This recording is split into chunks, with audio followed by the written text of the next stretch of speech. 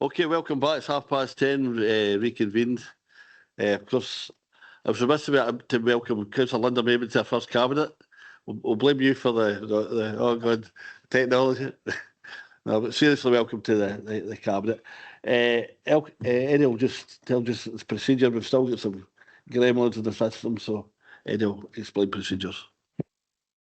Thanks, Leader. So the situation we have is understand that everyone online can hear us speaking here and they can hear each other speaking across. However, we in the chamber cannot hear anyone online speaking. So if anyone online, wishes to speak or ask a question, can you just put your hand up, and if you can, please type speak in the chat bar.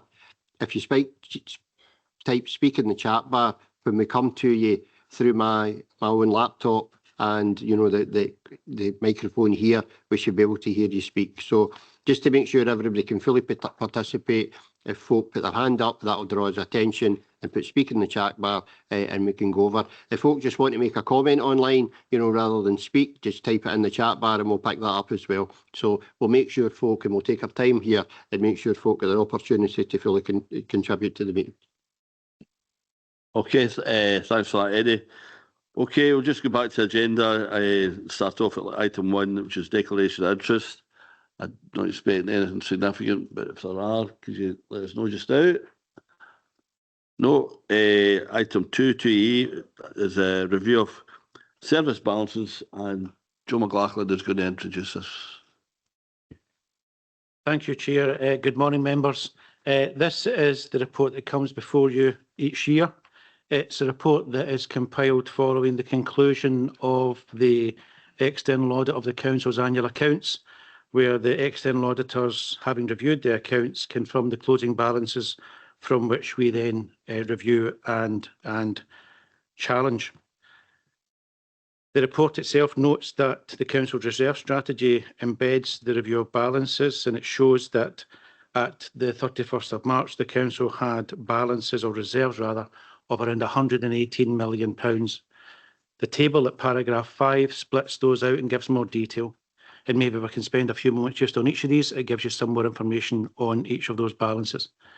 The repairs and renewals is a fund that's held within the Council. It does what it says in the tin. It's for repairs and renewal. It has £3.8 million. Around half of that, if not slightly more, is already committed for future plans. The capital fund is £21 million. Capital fund is created by the sale of capital assets, where the proceeds from that sale are placed into the capital fund, and that fund can only be used to either redeem debt or to purchase or to procure new assets. And that £21 million is fully committed against the capital programme and the link it has with the Council's payment of debt and the debt charges. Housing revenue account has a balance of £23 million. You know from the suite of reports that Blair and his team brought to you in November, that £23 million is fully committed against the HIP and the Strategic Housing Investment Programme too.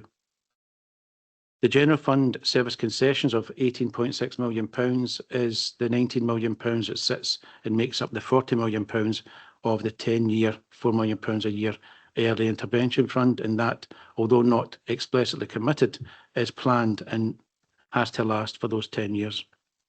The uncommitted balance is £11.9 million or £12 million, and that can be described in sort of layman's terms as our rainy day money. It's the money we go to in emergencies. We're required to hold balances between 2 and 4%, and we sit there around just about 2.9%. And it's that £32.7 million of the service balances that we have reviewed. And the table at paragraph 6 takes that £32 million and expands it further across services, and it shows the draws in year and the utilisations in year. So the review takes place with myself, colleagues in my team and relevant services. It's important to note that the next item on this agenda is the recovery plan. And so we took the decision that this year we would not review service balances and instead would look at corporate council-wide balances that are held. That gives service balances within heads of service control some time to use them in order to navigate the challenges that they face.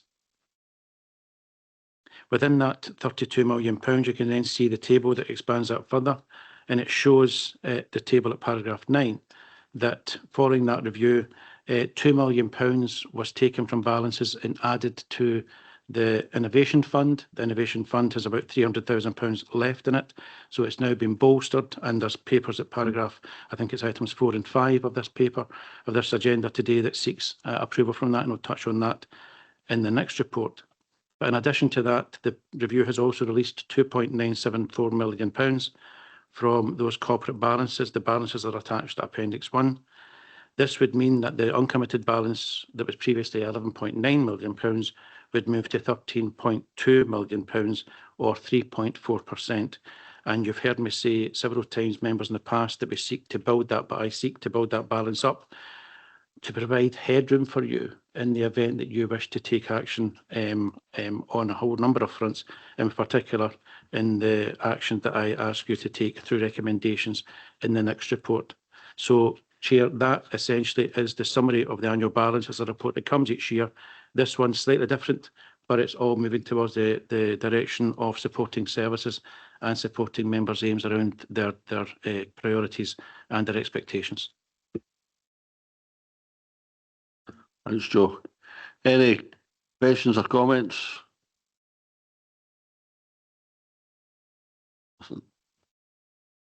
Could just give them a bit of time for folk outside if they want to. Councillor Linton.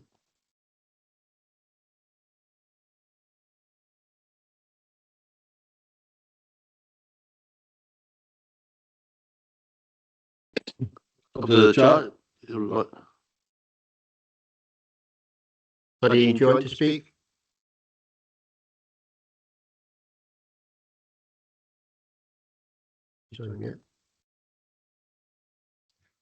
So Councillor Linton has just put in the chat, I welcome the continued support of Innovation Fund. Thanks for that, Ian. Okay, right. So there's no other comment. Can we agree the recommendations in the paper, and now go on to the next item, which is the Council Recovery Plan, and back to Joe again. Thank you, Chair. Members, this is a really important report that's before you today. Important for a number of reasons. It shows how officers, having been tasked with yourself in August to recover budgets, have taken substantial steps to do just that. At the same time, it's important to note that my involvement has been to both support heads of service in that process, but more importantly, to try wherever possible to bring financial stability to those budgets on a recurring basis, which is an exceptional challenge given the pressures that services face. So, twofold actions from your report.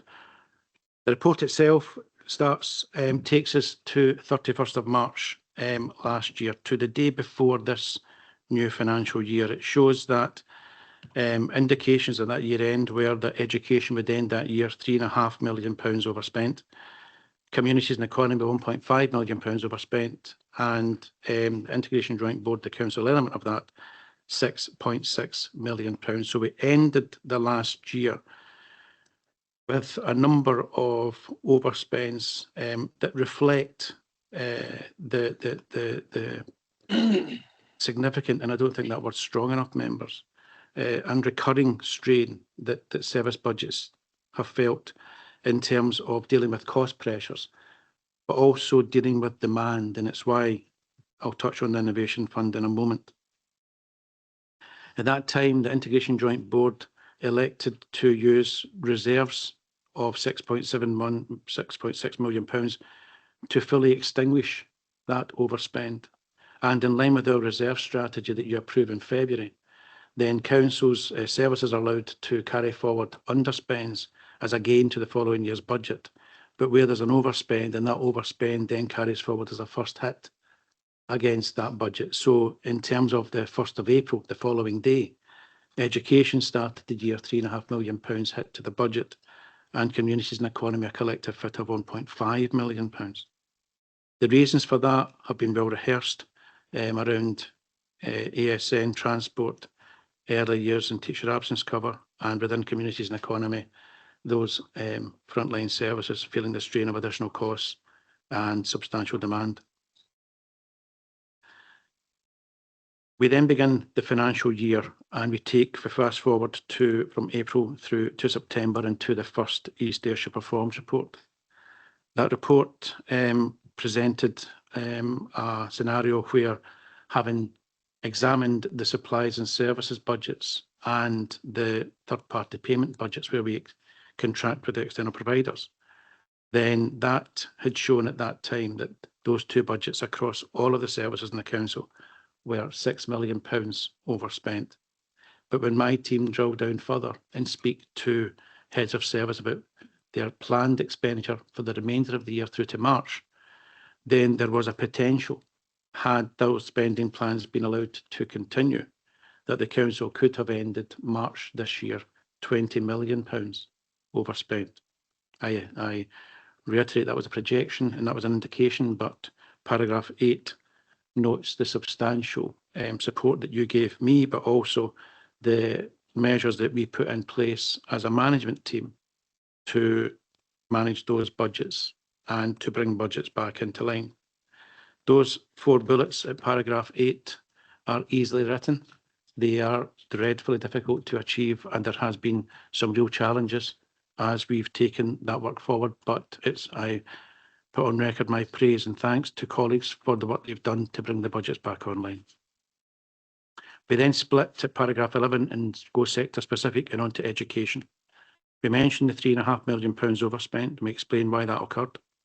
In Q1, we showed that having begun the year with £3.5 million hit, that Q1 East Ayrshire Performance showed that education had a potential to end the year £8.5 million overspent. Paragraph 12 sets out those reasons. But at the same time, in recognising the work that the head chief education officer and her team had undertaken, then we note that paragraph 13, that the review of early learning and childcare was presented to you on October, and that sought to change the model of service, at the same time bring the budget back into line, and also injecting a further investment of £400,000 in external provision. So we have a service that started £3.5 million overspent, £8.5 million at Q1. The Q2 East Ayrshire Performance Report showed that reduced to £7.5 million through the measures taken. Following the support of colleagues from my service, but also from the line-by-line review that was conducted by the Chief Executive and I in November, specifically examining each budget line within the budget of education, then further measures were identified and further support given in terms of bringing the budget back into line. This recovery report is really unusual because it previews the East Ayrshire Performance Report that will come before you in 2 weeks' time. And it shows at paragraph 16 that the education budget is likely to end the year substantially improved. And an indication that at this point in time, and based on the latest information that I have, that having drawn down further balances and taken further action, that at this point in time, the budget for education is sitting at an overspend of £2.2 million, with an indication from the Chief Education Officer and her team that that will improve further as we get towards March. You can see at paragraph 17 the recovery plan in detail. It's a recovery plan that seeks to look at some of those recurring challenges within the budget. So previously that centred around early years. That report in October has resolved that budget.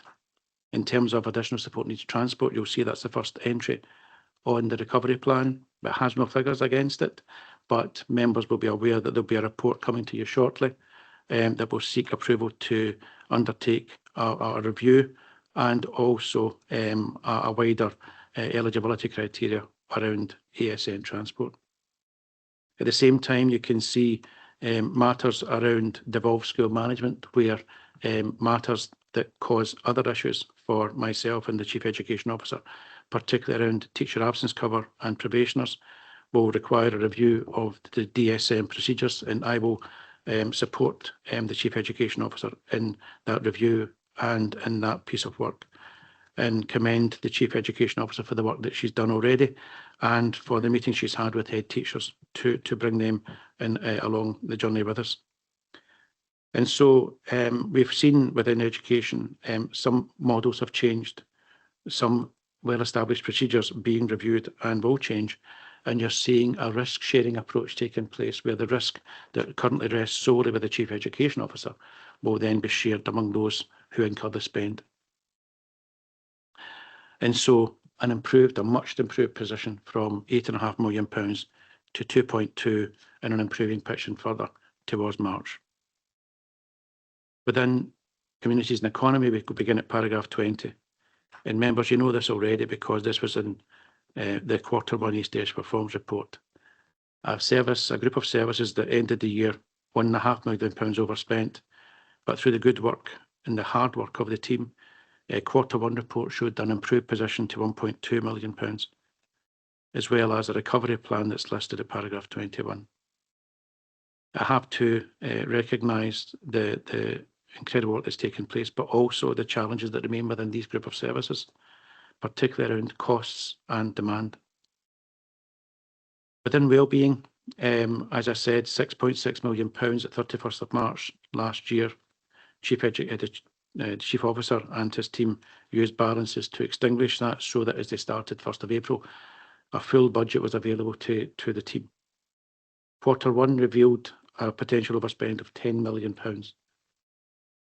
It's been long established that that's around legacy issues from COVID, but also substantial demand pressures within the service as they seek to make savings.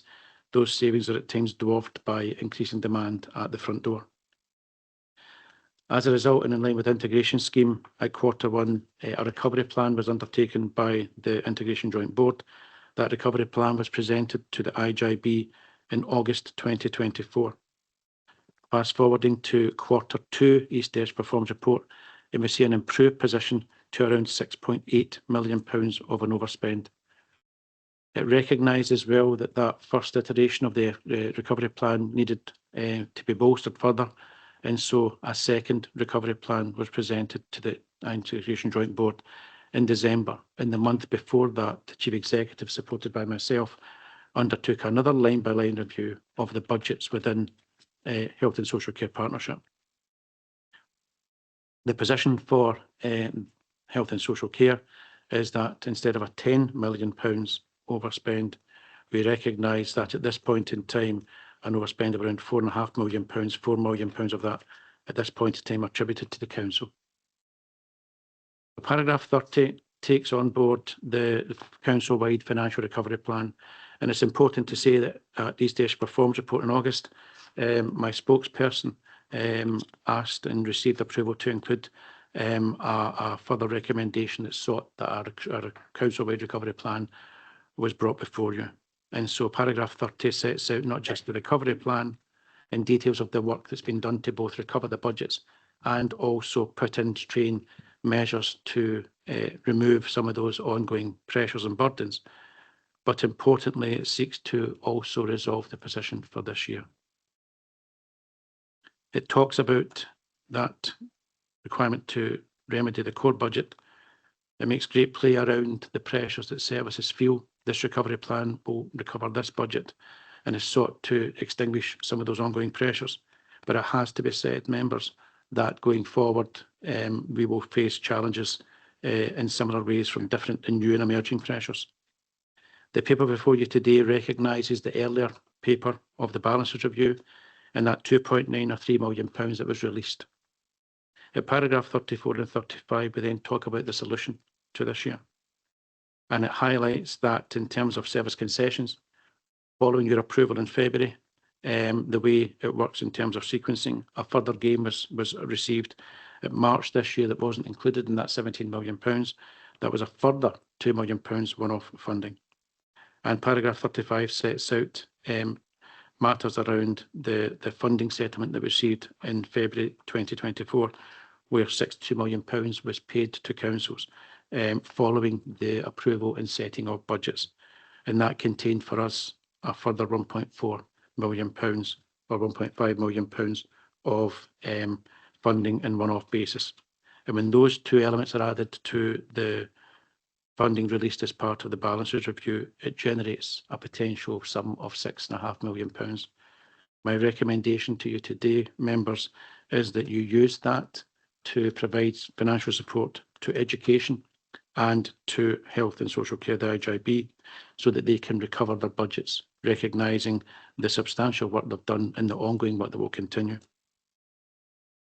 At the same time, in terms of seeking to not just balance the budgets, but also to deal with those recurring and persistent threats and pressures that remain, that's been done in education to a larger extent. But in terms of the IJB, you'll recall that in earlier reports to yourself, you approved a £1.5 million draw from the Innovation Fund for total mobile solution for workforce planning, a further £1 million for technology-enabled care, with the logic being that spend today makes recurring savings to the service in years to come. And so in the papers today, you'll see a further two requests, item 4 and item 5, in terms of reablement and in terms of Clean Sharp Place, which will also seek to provide long-term solutions to that budget within IJB. And at item 6, you'll see another paper that seeks to maximise the income available to the council. So it's a recovery plan that didn't just focus on the services, it focused on the fix, and that fix will be challenging. And it also brought into play some other asks of you today that seeks to provide further surety and support to service budgets as we go forward. Finally, members, it's only right that I do again recognise the work of both my team and colleagues across the council. They are here today to answer questions specifically on their recovery plans, but also on any wider matters you want to raise, Chair. Thank you. Happy to take any questions. Thank you very much, John. I think staff deserve a bit of praise for getting some of this into line, because we were in a really difficult position some months ago. Just in terms of, we're managing to get things under control for this to year 2025. But just I'm thinking about years ahead in terms of, we've got a series of service reviews and recovery plans, and you mentioned emerging pressures, and we know that the health board budget is going to take some bit of work to get it aligned. What kind of activity are we going to do to make sure that a reoccurrence of that doesn't happen, and that we can manage to get ahead of the game in terms of emerging pressures? It's a really good question, Chair, and I suppose that's why we took a two-pronged approach, where we sought to recover the budgets, but in doing so, identify where the fires were. So in education, that was around early years. It was around ASN transport. It was around teacher absence cover, which is a wider issue. It ties into members' real concerns about absence rates across the council, and also around probationers, where we bid for a number of probationers and you get funding, and sometimes you don't get the number of probationers or that funding. So that review of DSM will deal with those final 2 points. The ASN transport will require colleagues to support the Chief Education Officer to bring that report forward, and then walk that journey with her as it goes through Cabinet and through your approvals. But that is also an attempt to deal with an ever-growing pressure within the budget as we see those costs increase. We've seen initial favourable movements in terms of the approval for that moving from head teachers and into the central team. And in terms of early years, I'm confident that is now fixed. You recall that as members, you were getting briefings regularly to say that settings were closing. That should be rectified now, as that model has been reviewed. Within communities and economy, budget brought back into line, significant pressures remain, and a team of budget holders and managers who are seeking to take that forward. You'll see that you've seen the review of waste services. you've seen charging for burials and bereavement services, and I understand, and you understand too, that the head of housing and communities is undertaking a review of Greener as well. So those reviews will continue. They're continuing in my service too. They'll continue across the council as we try and fit the service to the budget. And I suppose that's the crux of this, members. This is about a pot of money that isn't growing, but demand and expectations is growing. And I have to, live within the budget. I have to advise you accordingly, as does other colleagues, including the Chief Exec.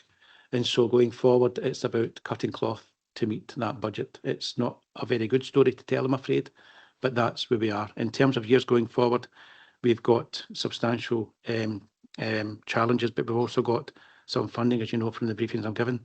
But when you look at the budget from October, you can see increases for this year and for next year, and then a reduction, or not a reduction, but a less of an increase for subsequent years. So we're already planning for that today to try and safeguard us for tomorrow, Chair. That's brilliant, Eddie, as well. Yeah.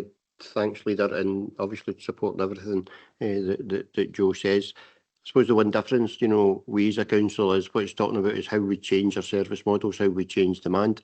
And that was why this council took that brave decision to set aside a pot of non-recurring money that can actually change the demand.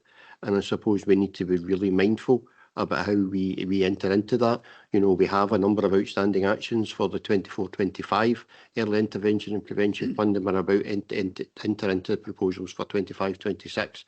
So as well as the recurring demands and the changing demands that we have, we also have an opportunity to think about how do we invest to change that demand.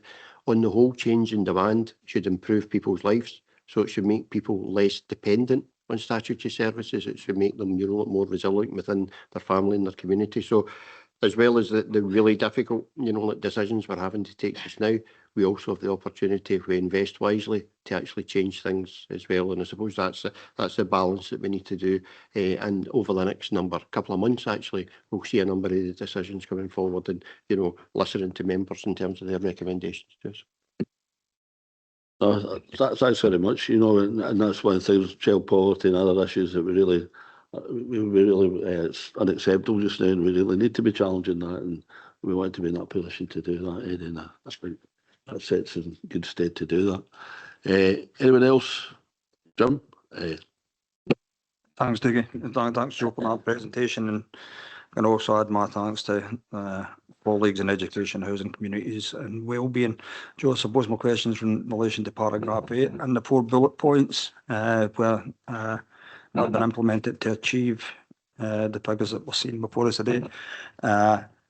Will they remain for the foreseeable future, and can we see any lightening in the loads on them?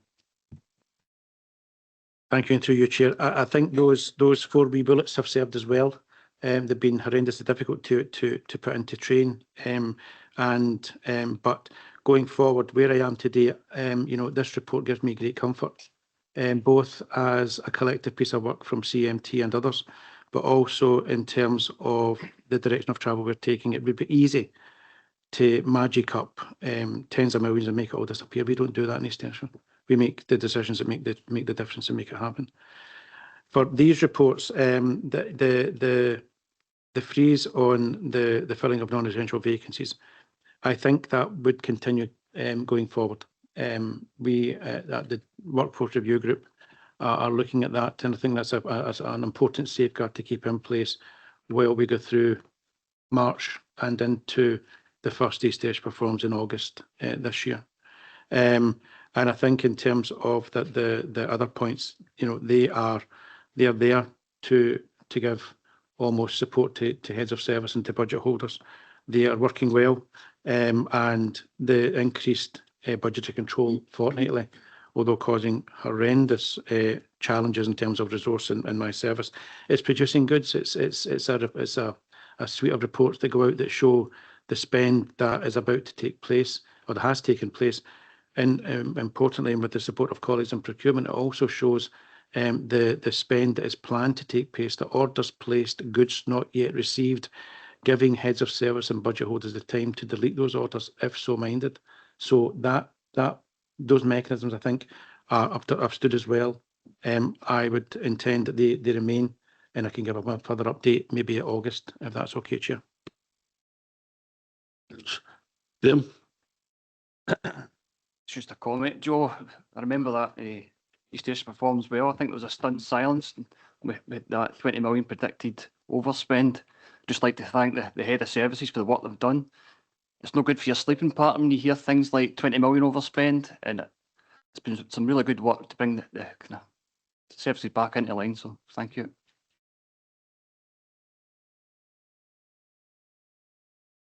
Thanks. Chair, there's also a comment, sorry, from Councillor Linton, who has said excellent progress across the council, especially education. However, I must record my continuing disappointment that we received no financial recompense from the Health Board around delayed discharges and preventing bed blocking. Thanks for that. No, I would agree with that. And thanks for reading that. I've not got my reading glasses, so thanks for that, Christy. Okay, no, I think, and other issues in terms of the national insurance contributions, Joe, we got a settled position with that. I'd raised this also at the Health Board level, and I think maybe comment. I don't think they're fully aware of what the pressures are going to lie with from that angle. Just wonder if a settled position here. So unusually, I don't have a settled position for you, but you'll see that your diaries are beginning to fill up with meetings with me. I think we're meeting later on today, or meeting next week as well. So we don't have a settled position. As I said in the briefings, I've probably got 2 weeks to come to a settled position or a settled recommendation for members, but I'll do that in that time. But rest assured that I'm seeking more information as soon as I can. Thanks. Drew. Thanks, Chair. Just a wee thanks to Joe and all the heads of department. We spent a good couple of hours on this yesterday for all the independent councillors. A lot of good questions and answers there, Ken. So a lot of hard decisions made between yourself, Joe, and all the heads of department. Couldn't have been easy. So great to bring it back into the line, basically, Ken, and keep us on budget. So thanks very much to them all. Thanks, Drew. Anyone else? Okay.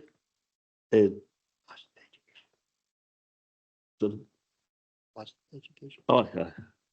So, Joe,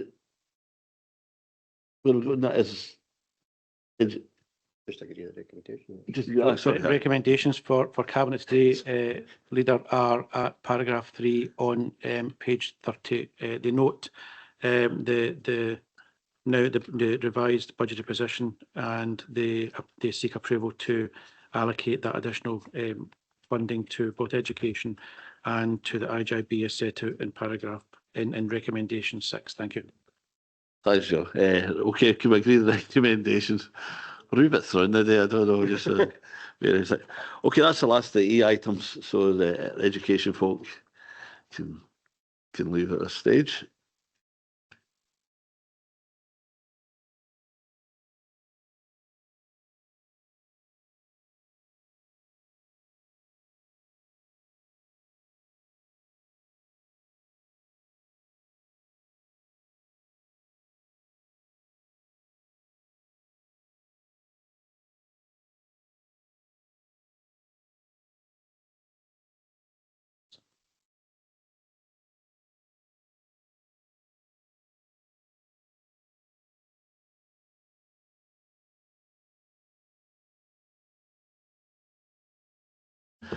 Okay, we now go to item 4, which is the expansion of reablement of in HSCP, locality health and care issues, and Eric Sullivan for us. Eric. Thanks, Chair.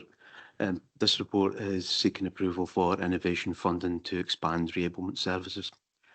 It comes on the back of discussion related to the application of revised eligibility criteria in the Health and Social Care Partnership with both elected members and finance colleagues, and that's in terms of cost-effective interventions and an ongoing contribution to long-term sustainability. The implementation of reablement and a more general reablement approach within HSP has been a central plank in terms of our recovery plan in locality health and care services.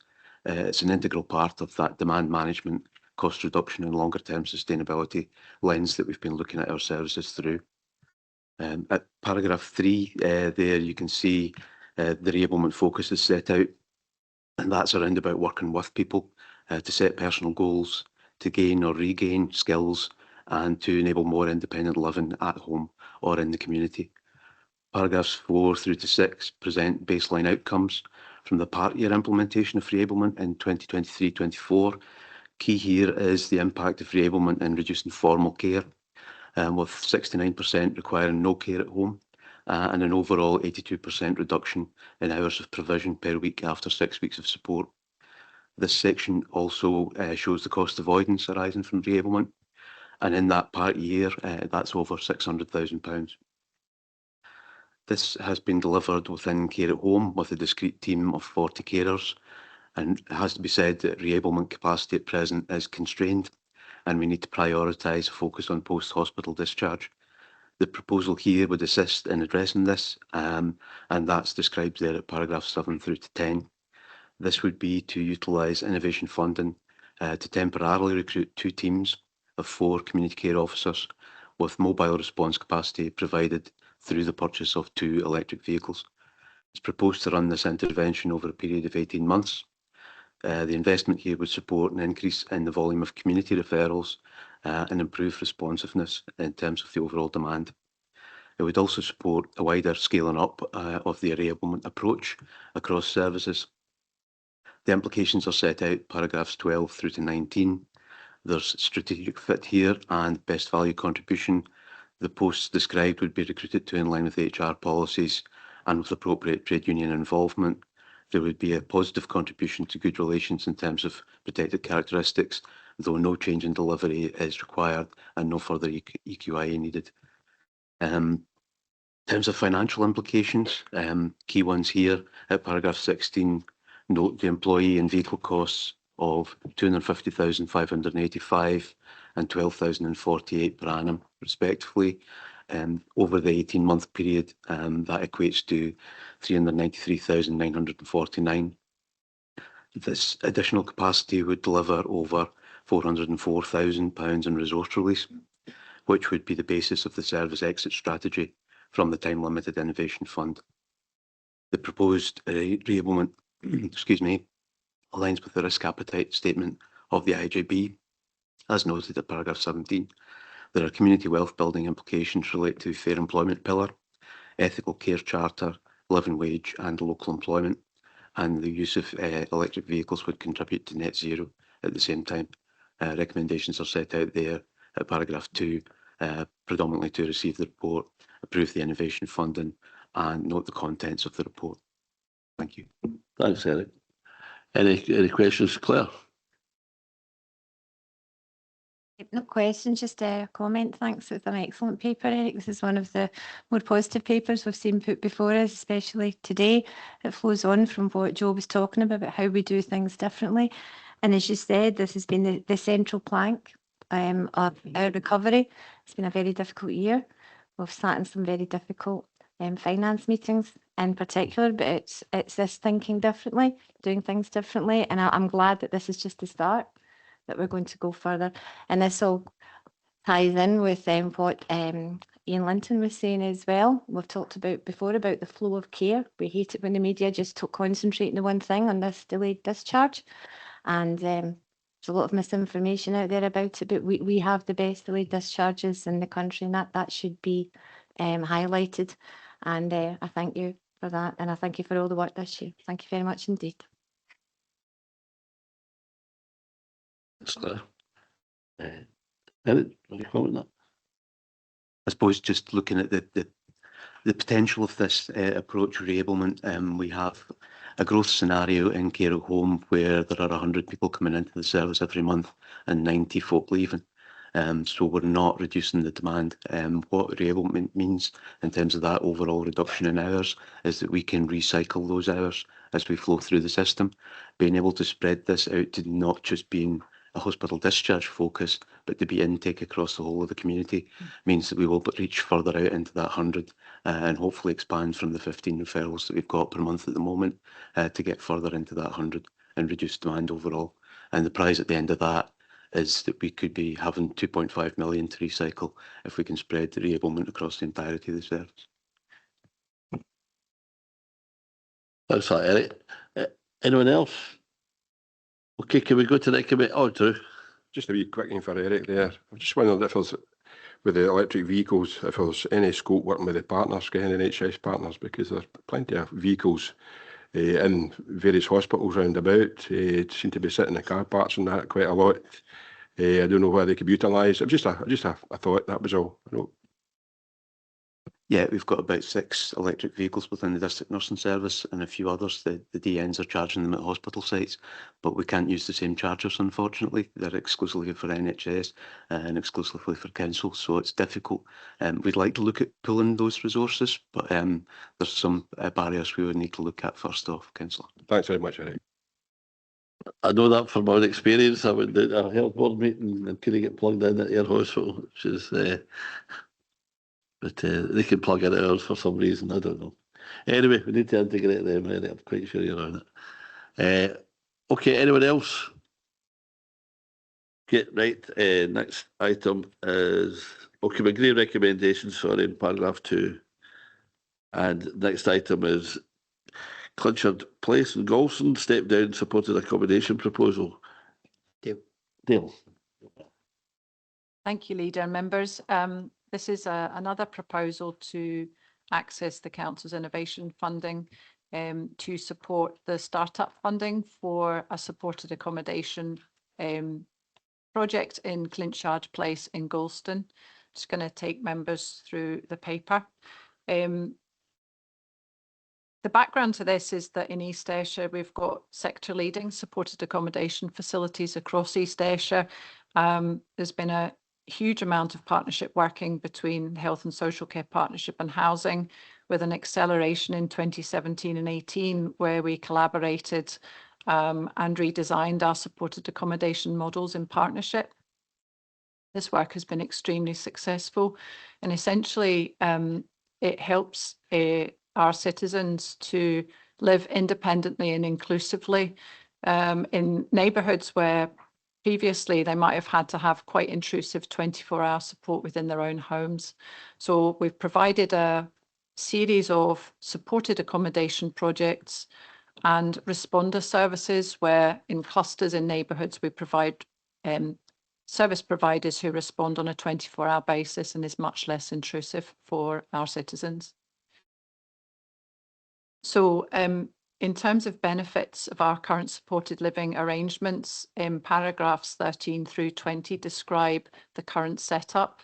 We have 2 models really: supported accommodation, which provides staffed support on site, and the responder services, which is response at a distance but within the neighbourhood where the person resides. And you can see the number of individuals who access those different forms of supported accommodation within that section. We've obviously been projecting ahead to try and anticipate what the social care housing needs will be moving forward. We've done that in collaboration with our housing colleagues through the housing needs demand assessment. The details of that are in sections 23 through to 29. And what that has revealed is in terms of managing future demand, we've got work ahead of us, which is where this proposal for Clinchard Place fits in really well. I'll provide a little bit of information about Clinchard Place itself. So it sits in Galston, where we already have a very well established moving on service at Ross Court. Ross Court provides accommodation for individuals with disabilities, mental health problems and learning disabilities on a shorter term basis up to 2 years to support them to move on to positive housing and accommodation for the rest of their lives. It's been established for a number of years and is extremely successful. But in terms of our future needs assessment, we need more of that kind of accommodation to provide individuals with a period of time in supported accommodation to assess their longer term needs. So we've been working with housing colleagues since 2022 when the opportunity to take up Clinchard Place came about. Clinchard Place is 2 blocks of floor, 4 flats, and there is an adjoined 2-bedroom house really close by. So this, we've worked on a model of 9 proposed tenancies across the 2 sets of accommodation there. Its proximity to Ross Court also enables some shared support in that respect. So the proposal for Clinchard Place is to provide step-down accommodation from the moving on service, supporting individuals for up to 2 years to develop independent living skills, and also for us to participate in shared assessment of longer term support needs. So as an example of somebody who might move into this resource, they might come from a hospital setting, they might come from Ross Court, they might come from a tenancy, an independent tenancy that's not been sustainable for them. Within Clinchard Place, there would be access to 24-hour support as well as individual support for daytime activities. Paragraphs 38 through 43 detail the options for the staffing costs of that 24-hour support.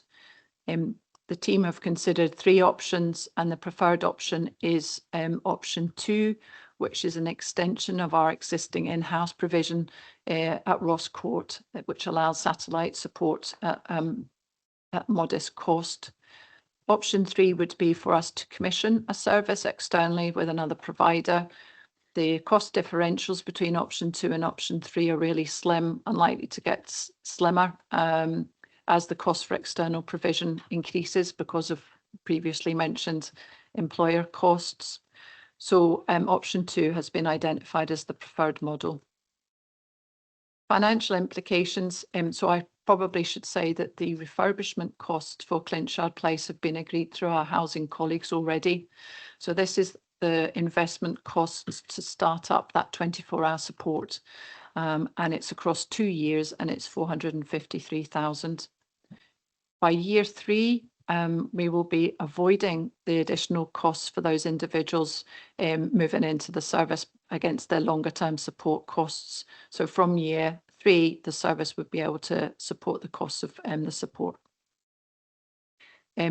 Paragraphs 49 through 52 detail how the Innovation Fund would be monitored and managed, basically in partnership between the Health and Social Care Partnership and the project management team.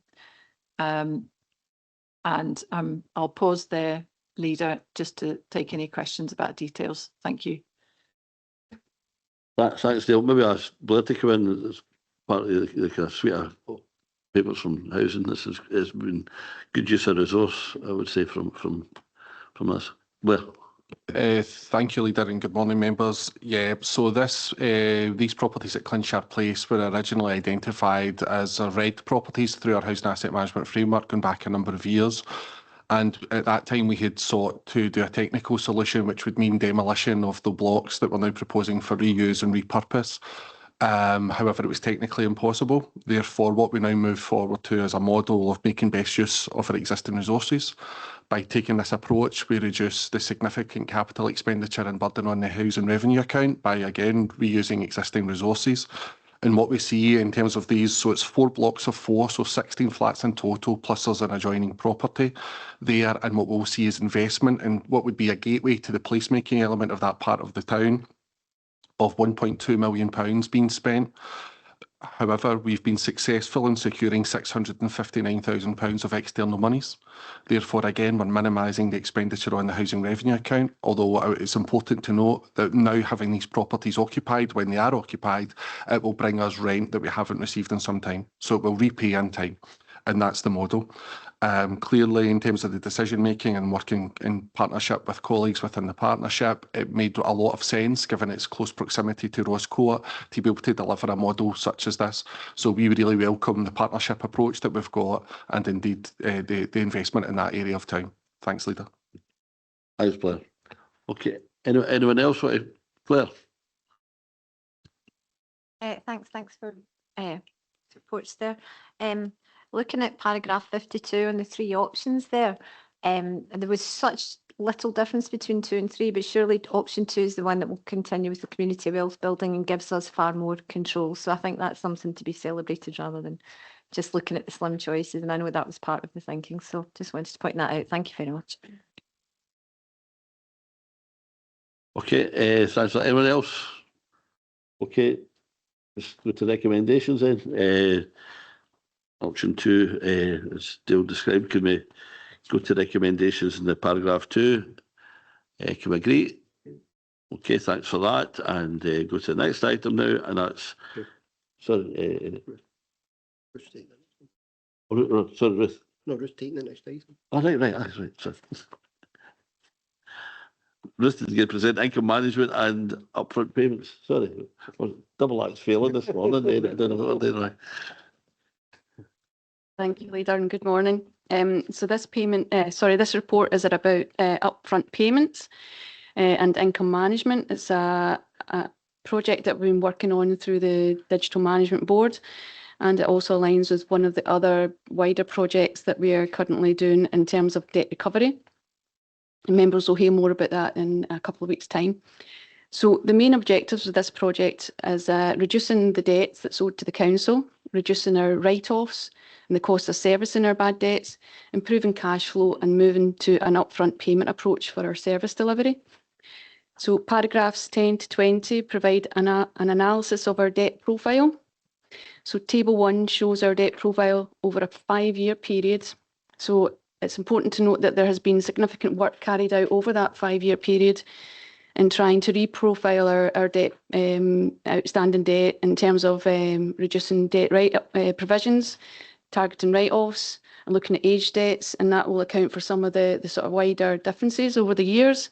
So a 5-year average has also been provided so that you can see the general trend in outstanding debt and the bad debt provision charges that are charged to services are averaging about 308,000 per year, and there's write-offs of outstanding debts averaging around 740,000 a year.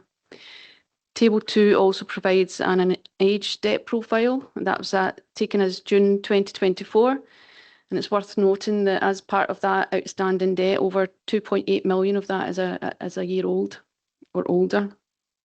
Paragraphs 21 to 25 provide some detail on some of the current upfront models that we're using. Table 3 shows that the garden permit scheme is a particularly good example of a completely automated and payment-driven process. Paragraphs 26 to 34 provide some details on the proposed payment models that we would like to put in place. Obviously, the current online options we have are based on our customer platform and our online payment system. A new solution we've recently implemented is the mobile chip and pin solution. You may well have used that within our catering locations. And we're also hoping to have a new open banking solution in place for April, and that's a fairly new innovation that I'm not sure that many other councils are using that as yet.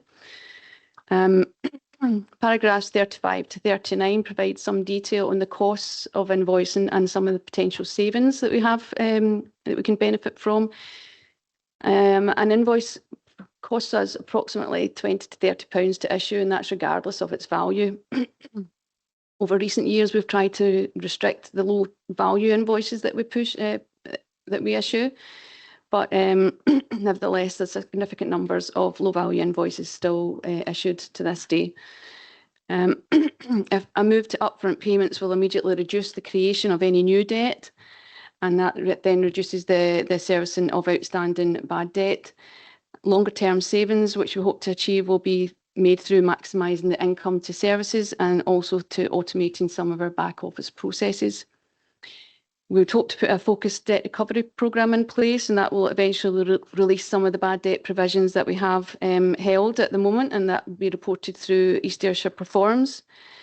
And the transitional arrangements are provided in paragraphs 40 to 49, and we're hoping to start engaging with services immediately after if Cabinet agrees to this approach, and we would like to start implementing upfront payments from April onwards.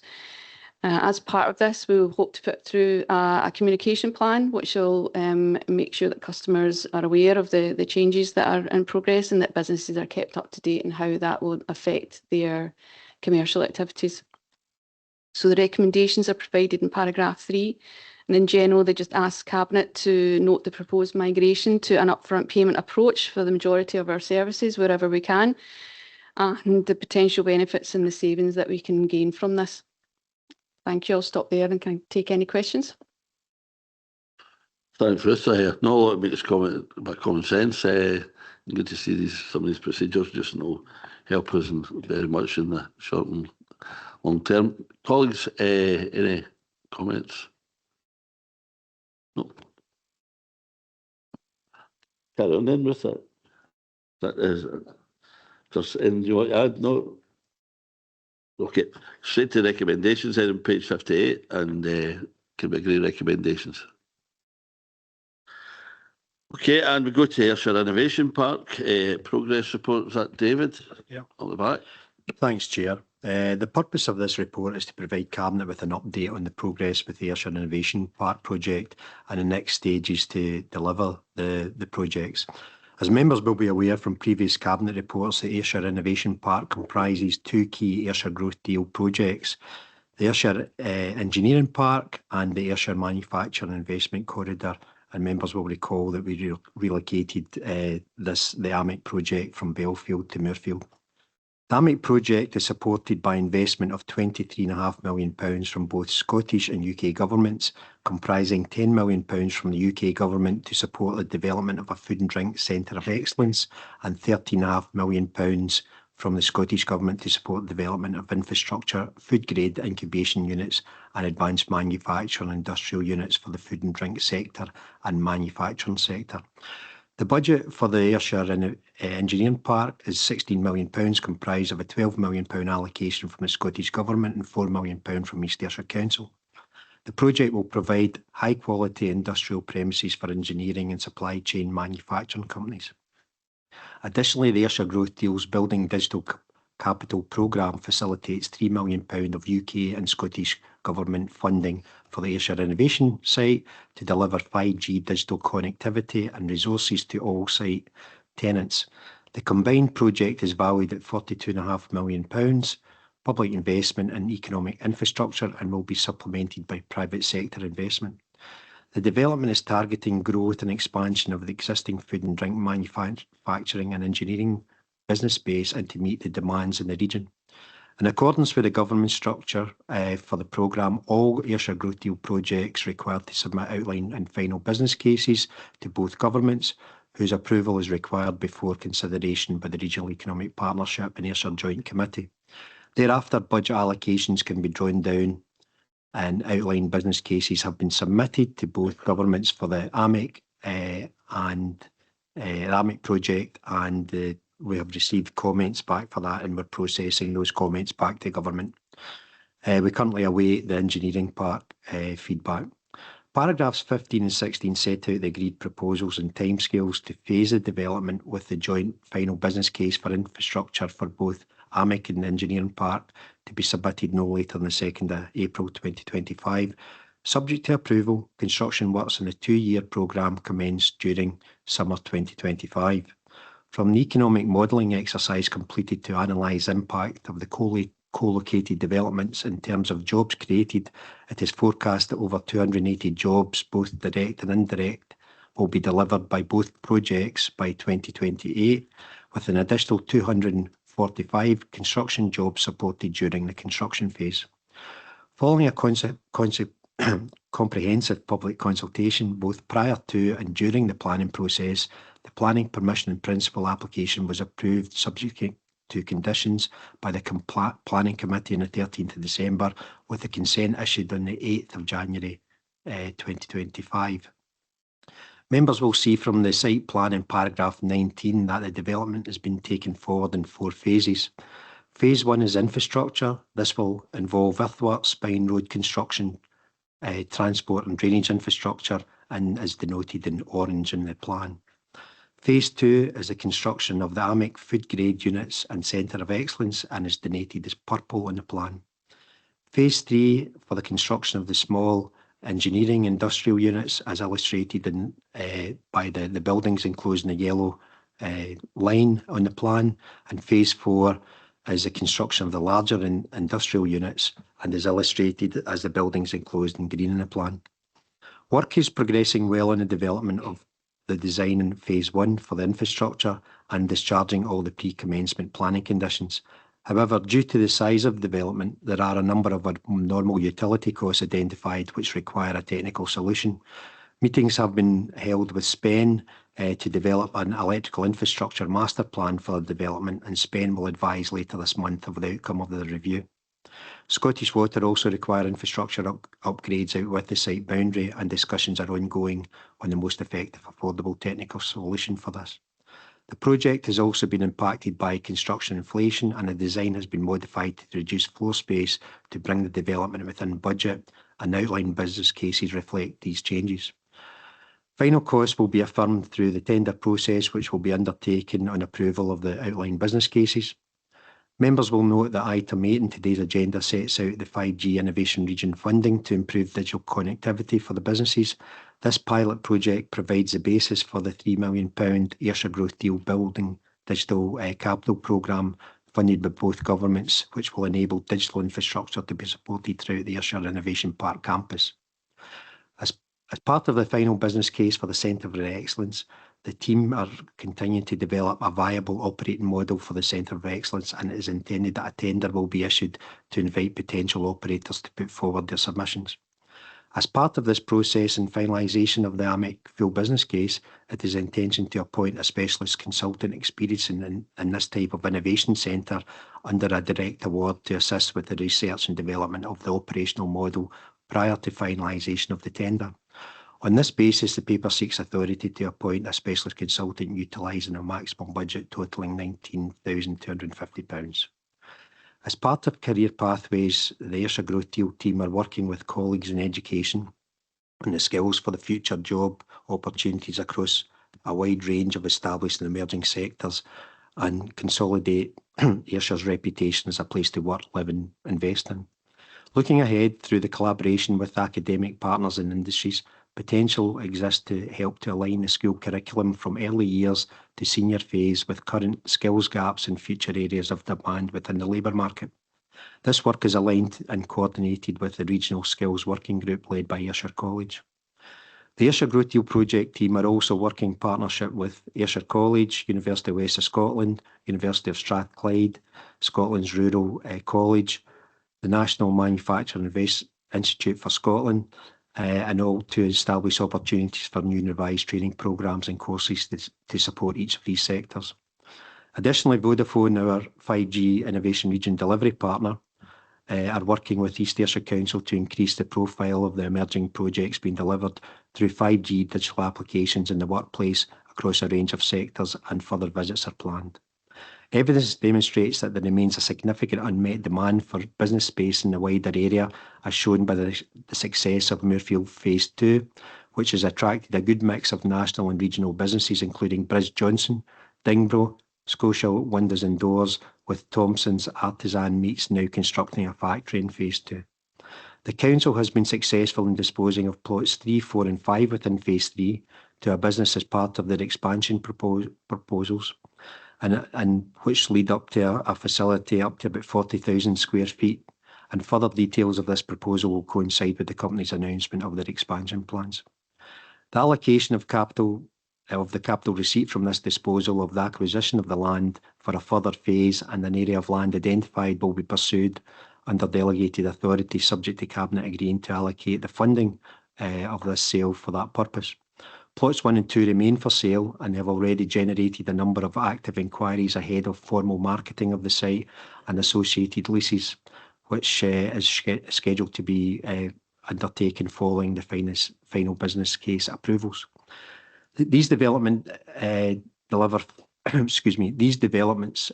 focus in food and drink, advanced manufacturing and engineering sectors, and aligned with the regional economic strategy, community plan and the strategic priorities of the Council, along with the Ayrshire Growth Deal priorities, all supporting enterprise and innovation, with the reallocation of the site for AMIC to Moorfield, de-risking the project from the previous transport constraints.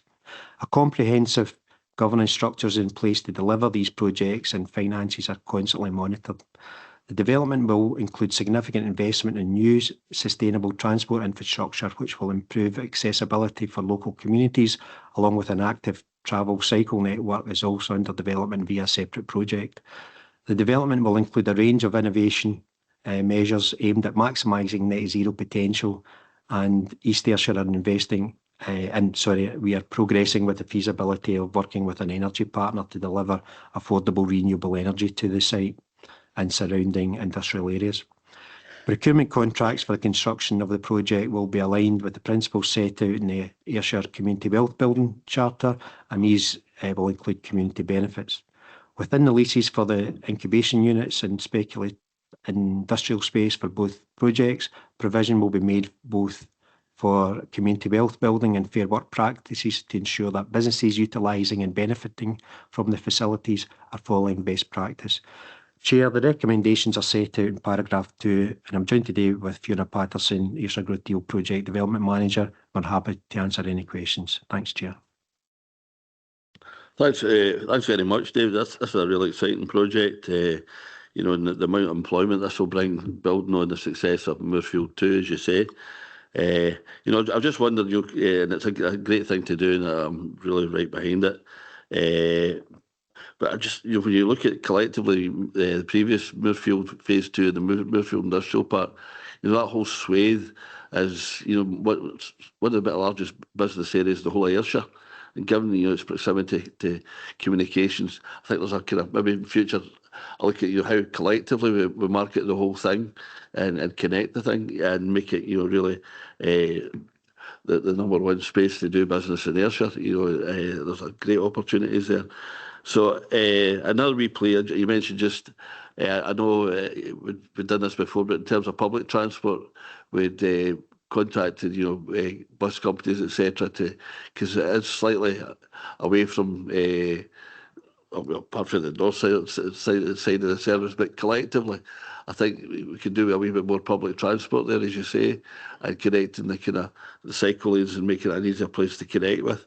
But I think it's a great project. It's something I'm absolutely proud that we're investing in, and that's where we need to go to lift our communities, is to provide the facilities that business can provide attractive and create jobs and opportunities for our people out there. So I think it's a great project. Anyone else like to comment, Graham? I totally agree. Really welcome this project. It's a huge investment, huge employment opportunities there, but I'm really glad to see that the links with education and employability is there, because we really need to make sure that local people get the skills to take advantage of this investment. So I really welcome that. Thank you.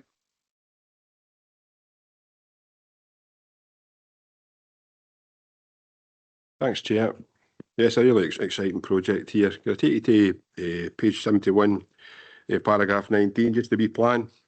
I brought this up at planning, and it's just outside the boundary there. So if you look at the top of the left-hand page here, the roundabout, that's a roundabout going into Crosshouse Hospital. And David has asked Ara to have a look at this. I'm just looking for a wee update for David to see if this is going to progress. It's really the vegetation roundabout. You can't see roundabout that roundabout get into the hospital, so it's a busy roundabout, and this is going to make it even busier. So we really need to try and get that roundabout as flat as we can there, if that's possible. I would agree 100%. David, yeah, any progress?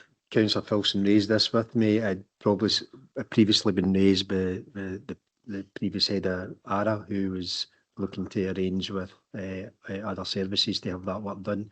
Obviously that work hasn't been done, so I've raised it with the current head of roads and to take that forward, and we'll get a separate update just to see when the timeline for that is to be done. I would also add that, you know, in terms of the work that the council will be doing in terms of this project, we'll be providing a new access at the roundabout, and obviously that gives an opportunity to look at how we, you know, create that access, and obviously to make sure, in line with the roads guidance, the sight lines are obviously maintained. That's fine, thanks, David. Thanks, Drew. Thanks, David. You know, I know just down come down for the roundabout to the south. I know there's been issues for the residential part of Moorfield area getting access, particularly I can only describe it as the Ogilvie home site. are finding it difficult to access at peak times, at busy times, get onto the main network. And hopefully with this junction that you're proposing, halfway between that, maybe gives an opportunity to stagger the flow of traffic a wee bit, and there's maybe some benefits to the residents that live in the houses just to the south of the site. David? Yeah, I think obviously when we initially looked at the development, we were considering whether we need a roundabout, and whether whether the road access and the B7064 could be taken off the main roundabout. But as it transpired, the transport proposals, we kind of filtered through the various constraints and identified that it was best to have a road junction access in at that side. And as members who are familiar with that area, that road can be like a racetrack at times. So the fact that there's further lighting going in there in terms of traffic lights, that'll help to prevent that, and it'll give better access to the houses in Ogilvie homes. I know we looked, at speed restrictions. I mean, was speed restrictions at the hospital road, and I think this is something you rightly point out, David, that it can be a bit of a racetrack sometimes, and I think there's concern for local residents there, and if we could maybe while we're during the developmental stages, that we look at the speed restrictions, if there's anything we can do to help the flow. Yeah, well, that's been taken on board by roads as part of the roads assessment. Great. Okay, anyone else? No. Okay, can we agree the recommendations? Okay, and now go to back to David with the 5G Innovation Regions Progress Report. Yeah, thanks again, Chair. So the purpose of the report is to provide Cabinet with an overview of just where we are in terms of the 5G Innovation Regions project. So the report itself will be specific to projects 3, 4 and 5, which relate to East Ayrshire. So members will recall that following UK Government announcement that 10 sites within the UK would receive a share of £36 million, the Ayrshire region was a successful bidder and received £3.79 million to be delivered through these 5 projects through the region. So at that particular time, we created a pan-Ayrshire delivery group, which consisted of the 3 councils, University of West of Scotland, Ayrshire College, 5G Scotland Centre, and the National Manufacturing Institute for Scotland. And this funding is designed to drive the development and adoption of 5G connectivity and advanced wireless technologies, making sure that communities can maximise the benefits of advanced wireless connectivity and digital technologies for economic growth. So hubs have been established, as we've just heard for the previous report, at the Ayrshire Innovation Park, but also at the Aerospace Innovation Hub at Prestwick and the Digital Processing Manufacturing Centre at Irvine, called the DPMC. And these hubs will be funded through the Building Digital Capacity funding through the Ayrshire Growth Deal. So with these hubs in mind, we look to take forward a proposal where we could work with Scotland 5G to develop opportunities for our local area. And then this provides an opportunity to accelerate for local businesses the adoption of digital wireless and technologies, and look to increase digital wireless factories. So paragraph 8 sets out the 5 projects in detail within East Ayrshire, having a direct focus in projects 3, 4 and 5. The table in paragraph 11 sets out the initial funding allocation, which we received, amounting to £450,000 for SME projects and £150,000 for a tourism project. And then following a procurement exercise, Vodafone was selected as the project's 5G telecommunications provider. The company has become integral to the 5G innovation project, increasing their digital infrastructure investment in the area by 1.2 million across multiple sites, and actively supporting the project's goals. Their involvement has laid a strong foundation for a sustainable long-term partnership focused on digital connectivity, skills development and regional economic growth. Project 3 provides a direct focus on East Ayrshire councils, SMEs, And the aim of this project is support the SMEs to understand and adopt the use of advanced wireless technology within their businesses and drive productivity and efficiency. So initially, in Moorfield, there are 30 businesses, and 31 if you include the new business that I've just mentioned in the last report that's just been constructed. And within the Moorfield campus, the business advisors approached each of the businesses to scope out the opportunities to participate in this project. So we established that most businesses are at different stages in their digital journey. Some have invested their own money into to take this matter forward. Others have quite a bit of work to do before they get to the stage where they can invest.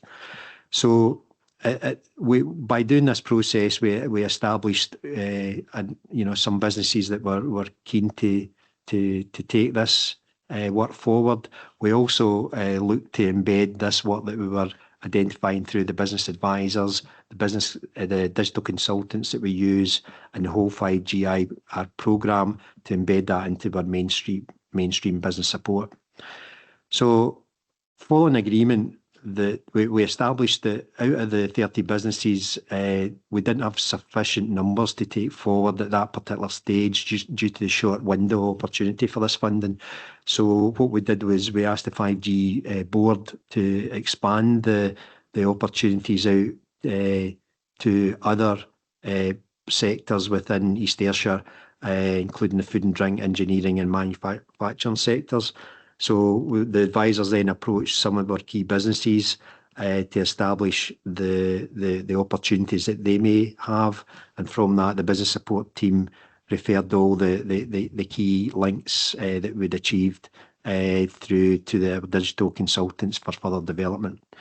Following meetings between Scotland 5G, our business advisors and digital consultants in each business, 8 businesses commenced the formal funding application process. From the 8 shortlisted, we received 6 successful bids, which emerged all from the manufacturing businesses across East Ayrshire. And Scotland 5G is providing project management and technical support for all participants.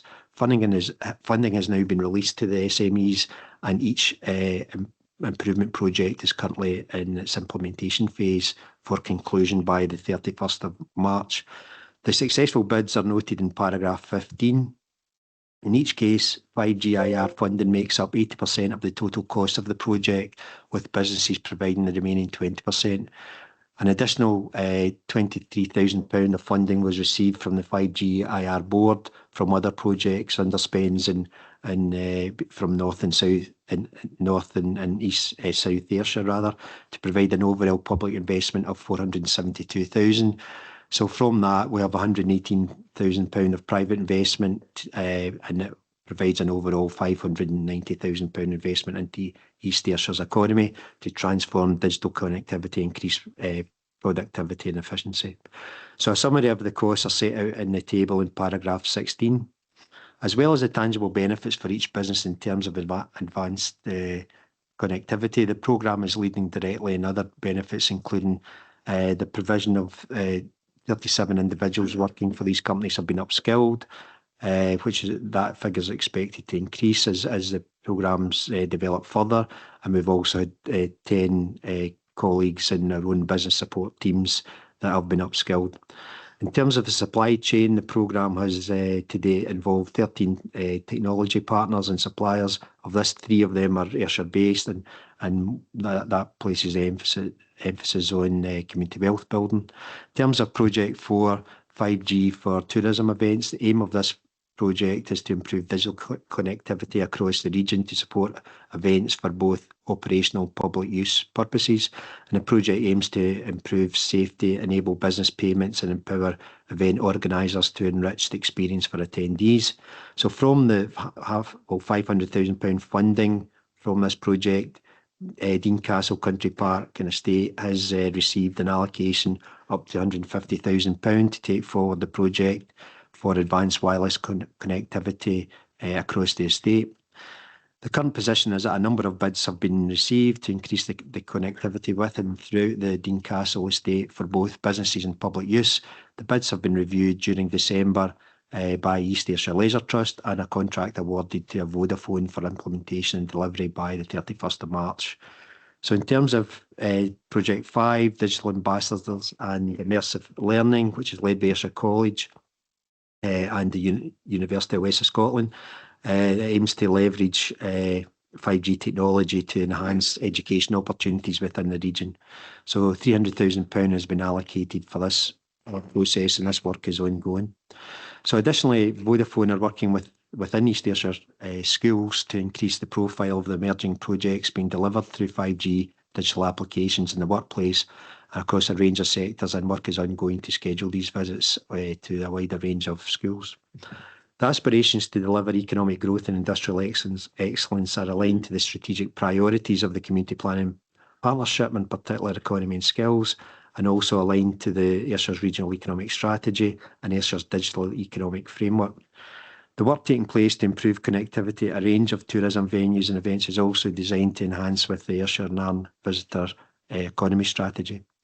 A digital officer post has been created to coordinate the successful delivery of this project and the delivery of the digital infrastructure at the Ayrshire Innovation Park, and Sarah Smiley joins me today. In terms of governance, and a regional 5G board has been set up, and that work has helped to progress the whole project. And from that, you'll see from the report that the funding is due to expire on the 31st of March this year. And from that, we've made a further 2 bids to the Department of Science, Innovation and Technology as part of an extension. The first option is to take an extension of 6 months of £470,000 to deliver additional measures benefits arising from the original in this 5G Innovation Region project. And the second option is asking for an extension for a 12-month period for a £2 million regional funding to deliver a similar project to that delivered in East Ayrshire for SMEs. Chair, the recommendations are set out in paragraph 2. As I said, I'm joined by Sarah Smiley, and we're happy to answer any questions. Thanks, David. Any questions on 5G innovation regions? Very good. Claire. Actually, just as Chair of the Leisure Trust, I'd like to say how pleased we are to see the money going to Dean Castle. And it won't just be the tourists that it benefits, there will be locals walking around as well. Thank you. So just another attraction to the Dean. Graham? Yep, I'm also going to welcome that investment in Dean Castle. It's quite fitting that Eddie's got Dean Castle as his background there.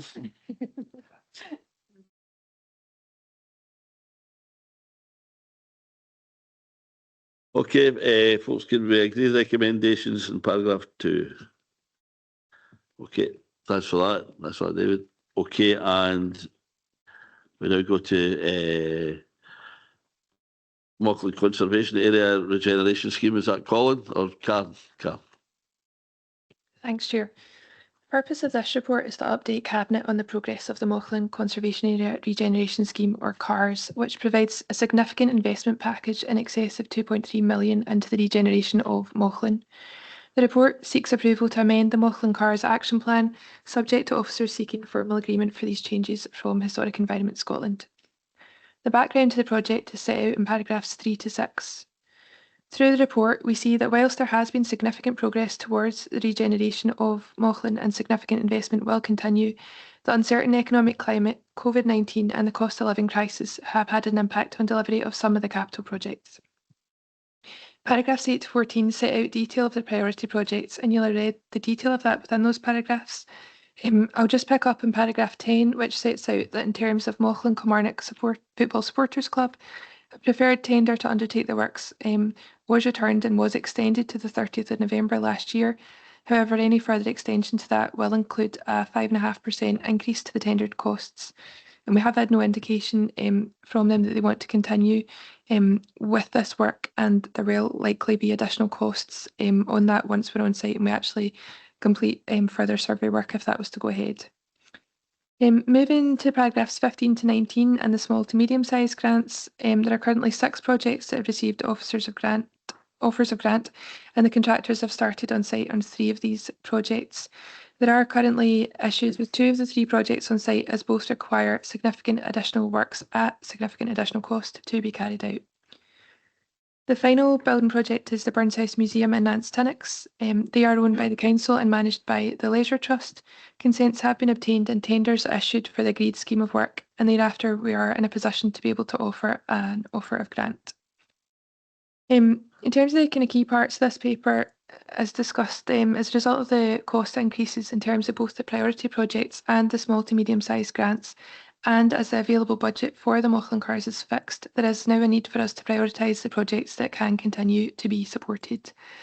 The criteria for prioritising these projects is nestled in paragraph 20, and based on those priorities identified at the beginning of the Mauchline Cars project, whilst taking on board the legal commitments of those projects that are already on site, or those who have legally binding offers of grant.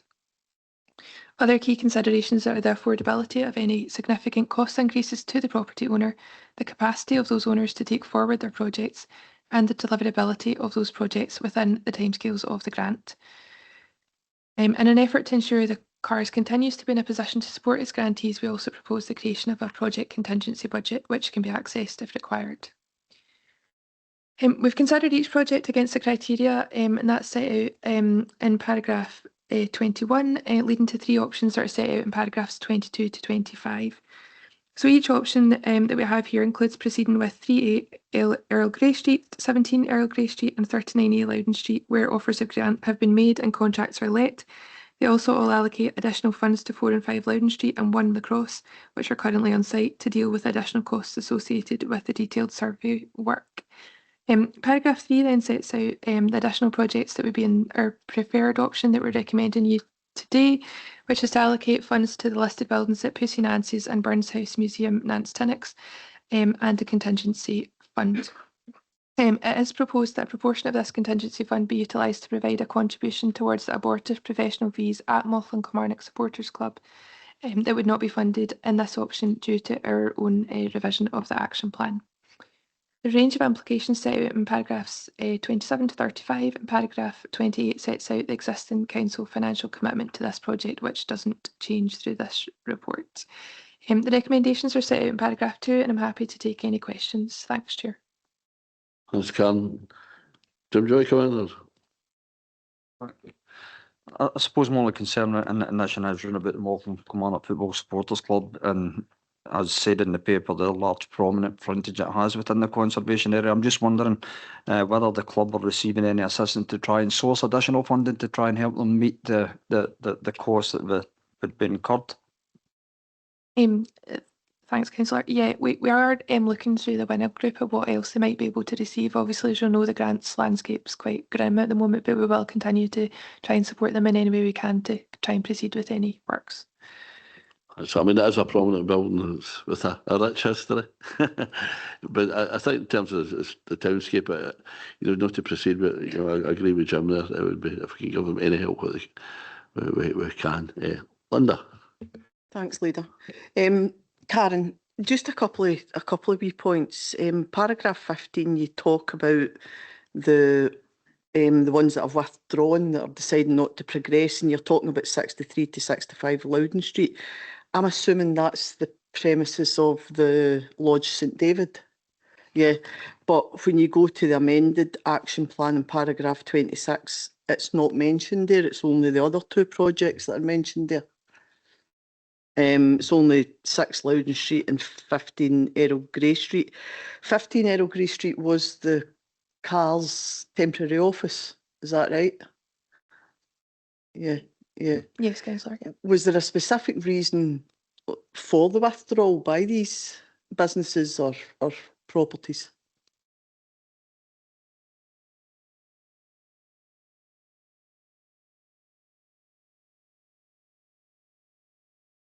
Councillor Amendment, the situation relating to 6365, we got notification approximately a week ago that they felt that they were going to struggle to fund additional costs that were likely to occur in relation to the roof works that they were going to undertake. Chair.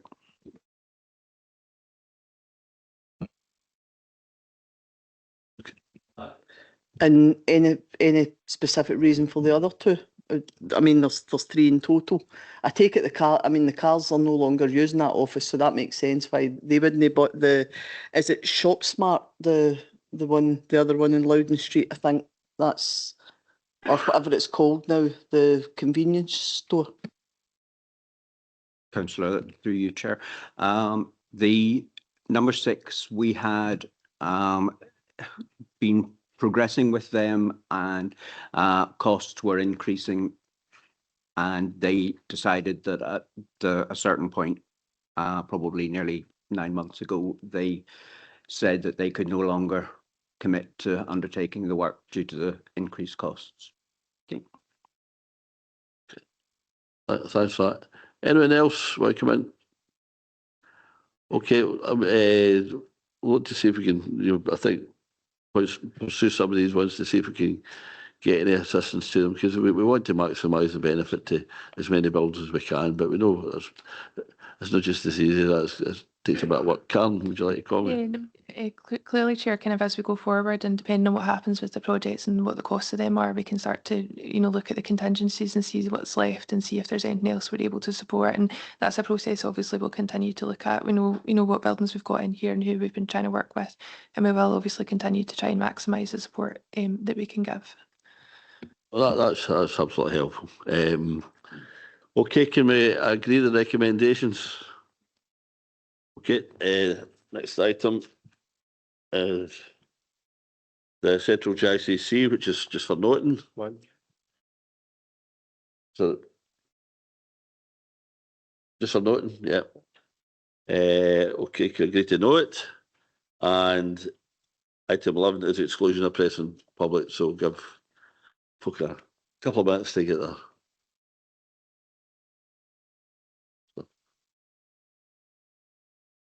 And we'll stop recording. Is that